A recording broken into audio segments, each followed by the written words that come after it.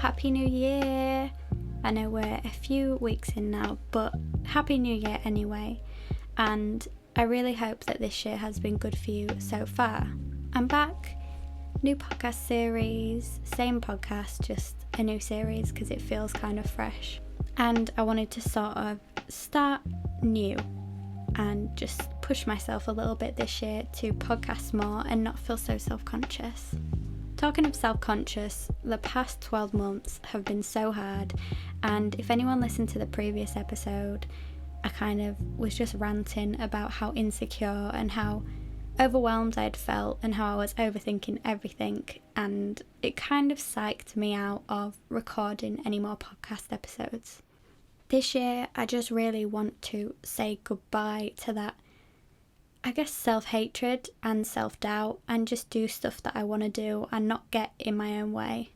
Far too often in 2021, I just was so hard on myself that I ended up not doing anything, not creating anything, not recording anything, and not doing any of the things that I really craved. There's so many ideas I have creatively that I've just never got round to because I always get there before my brain does, kind of thing. Like, my heart's in the right place, but I just convince myself that no one cares and it's pointless and I'm rubbish and all these awful things. I don't want to do that this year. And it's easy to say, isn't it? Because, I don't know, at the start of a year we always have this blind optimism, and I know sometimes it can seem a bit too unrealistic in a way, but I am committed to just maybe believing in myself a bit more this year, I guess. So in this episode, I just wanted to catch up a little bit and kind of go through my little journal. I've got it here, you might be able to hear it. I've written down some goals for this year, not resolutions because I don't want to put too much pressure on myself, but goals. I thought we could go through them and I could just give you a little bit of an update. So yeah, hope you enjoy this little ramble and welcome to my new podcast series. If you listened to previous episodes, thank you so much for still listening to my silly voice. And if you're new here, then thank you so much for choosing to listen and picking this podcast today. I really hope you stick around, and I'm really excited to make more episodes this year. So, number 1 on my list is create freely, which is basically what I was just telling you. I have this list of things I really want to do. I really want to make poem videos. I really want to make more animated pieces using Procreate. I really want to create more free resources for people. I also really want to continue with this podcast. I want to share my art more regularly and not overthink it. I just want to be more free with how creative I am. Sometimes I mourn how I used to create. Like when I just finished uni, I used to just create every night and I'd never overthink it. Or maybe I did, but looking back I didn't overthink it. And I just enjoyed it for what it was. I think over time I've just become more and more stressed about it and associated creating with the pressures of social media and all those horrible things that artists today have to deal with.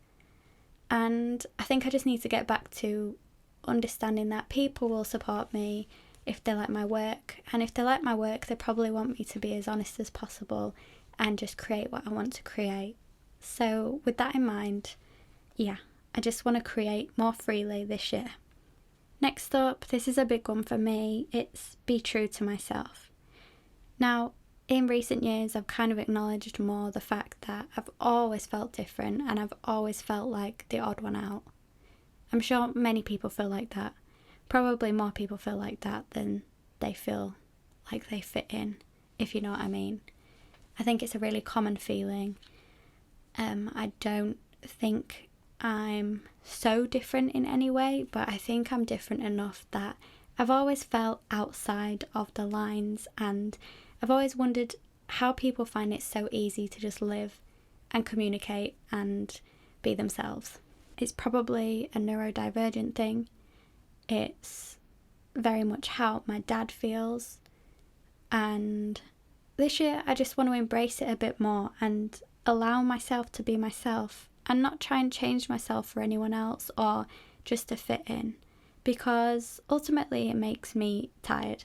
I think Like I said earlier, I kind of lost myself, and to find myself again, I think it would be really important to acknowledge who I actually am and embrace that from the inside. So not try and be anyone else, just do what feels right to me.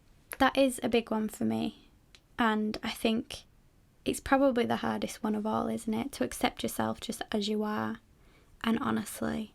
But I really, really want to try, and I don't know, I just think I deserve it. I've spent way too long trying to fit in, and I realise it goes back to school. I'm sure plenty of you have had the experience where you don't fit in with the super clever girls, you don't fit in with the popular girls.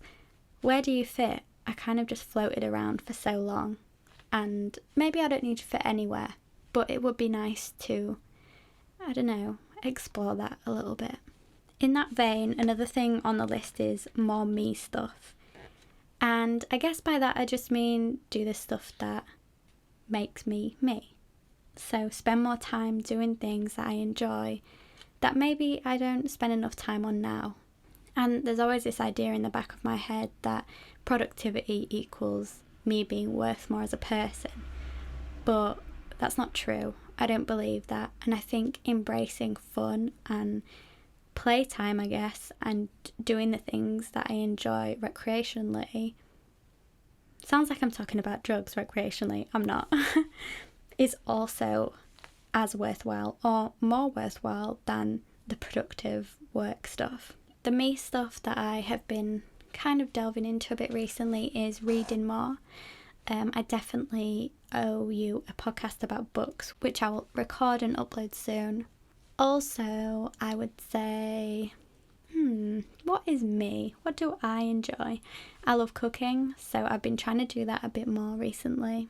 And recently, my boyfriend got me for Christmas this board game called Parks, and it's basically like you hike around parks and take pictures of parks all in a board game. We haven't even got to play it yet, but stuff like that, I just really want to be able to do these little activities that bring me so much joy, regardless if other people understand them or not. Now, another thing on the list is work hard. I know this kind of goes against what I was just saying about productivity and it not being everything, and I still do believe that, but I think last year I kind of lost the passion of my work because I was just overthinking and I was in such a bad place. But I really want to spend time on that now, and I've got so many ideas, so I really want to work hard to make them happen. I think more than ever that I'm just so passionate about creating a nice environment online and creating free resources and helping as many people as possible, even if it's just for like 1 minute for one person. And I really want to refocus onto that this year and make sure that the things I'm doing contribute to a kind of larger aim of just creating a good online environment for people to spend time in. I really feel passionate about making sure my products stay as affordable and as accessible as possible, so that's another big focus for me work-wise. So when I say work hard, I don't mean that I'm going to burn myself out and become overwhelmed. I just want to work hard at the things that I care about and that I'm passionate about, basically, which I think is a really positive goal for me. Next up, it's a cliche, but I want to appreciate the people around me more. Life just goes so fast and it's also so short, and I think that's a very pandemic influenced thought. Obviously I knew that before, but it seems like life has sped up a lot since then. By then I mean when COVID stuff started appearing, and it really reminds me of how fragile everything is. It's easy to just get wrapped up in what I have to do next and not focus on the people that I love, so I really hope to slow things down if I can. I mean, time doesn't even exist anyway, does it? But lifetimes do.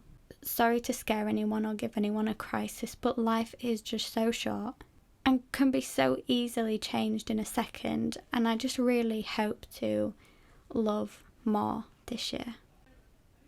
There's some kids screaming outside my window. Okay, there's another one, rest. It probably sounds ridiculous because I've just been telling you how much I want to do this year, but rest is so important. And as someone who has bouts of chronic pain, and sometimes I wake up and I just want to go back to sleep. Obviously the weather this time of year in the UK makes it so much harder as well to get up and go. And truly I think some days you just need to rest. In my position, if I didn't rest, I wouldn't be able to recover, and the next day I would just be in more pain, and it just carries on forever. I think allowing myself that rest has been a really big thing for me recently. I think I've spoken about this before somewhere, but I think that there's always this pressure to do things, can't stop, got to do everything, and I'm a lover of lists, so once I get going, I can definitely work myself to a point where it's unhealthy. Even if it's like I can't just clean a bit of the house, I have to clean it in a big way, and it's quite an exhausting way to live, honestly. Rest is so undervalued and so underappreciated. It's almost seen as if you are lazy if you rest, but rest is so important, not just for your body and like physically, but also mentally as well. So if I needed a nap, and if I can have a nap, I will have a nap, and I won't feel guilty about it anymore. Next up, finish house. I get loads of questions about my house, but it is just a long, expensive project, and because I'm just doing stuff myself, it takes ages. I find it really hard to balance like a business and then house stuff and then the rest of life. So slow progress, but this year I just want to have it finished. I've just kind of got to do upstairs, the walls, the skirting boards, and get the carpet fitted, so it's not too much. I have to do a bit of tiling as well, I just forgot. But I think it's doable in 1 year, and this weekend I'm actually going to start working on it for the first time in a few months. The next 3 are write more, read more, create more. Sounds obvious, I know, but I want to write more. I want to become more confident with my writing and not feel so self-conscious about everything. I just started a blog, which has really helped because it allows me to just write kind of casually, and I really enjoy that. I'd like to read more, of course. I wish I just had endless reading time in every day because it is my favourite activity of all time. It just has changed my life. Reading as an adult is hugely important to me, and I hope this year I can read as much as possible. Create more, it's a pretty obvious one, but yeah, more time creating and less time doing admin would be a dream. Last on the list is... oh, sorry, just hit my microphone. Last on the list is look after my body. So last year I started doing ballet as an adult, and I also started going to Pilates classes. Let me tell you, they are so much fun. I despise exercise. I'm not an exercise person at all. I'm not flexible at all. I have rubbish stamina. But Pilates has been such an amazing challenge for me, and I've just really loved it. Every session has been amazing, and it helps me to feel better about my body because it kind of connects me with my body more in a way. When I'm at my Pilates class and even my ballet class, I notice how I'm breathing, how I'm moving. I get more used to looking at myself in the mirror, which is for me a really healthy thing. So I really would like to take care of my body more by moving it in ways that make me happy. No pressure from anyone else. I just want to do stuff in a way that feels comfortable to me, basically. So that's it. My little goals for this year, my little foci. How was last year for you? And how is this year? And if you're listening to this, do you have anything on your mind that you really want to change this year or you really want to focus on? Let me know. I really love when I get an email and it starts with, I was just listening to your podcast, because I'm like, wow, people actually listen. This is amazing. I'm so grateful, and it keeps me making these episodes. So please do get in touch if you want to say hi. Okay, so that was my first episode back. I'm still here. I didn't die. I managed to get through a podcast episode and didn't freak out. So yay, if you're listening to this, I managed it. I did it. And can't wait to catch up with you in the next episode. Hope you're keeping well, and I hope this podcast gave you a bit of company today. So I will speak to you soon. Bye for now.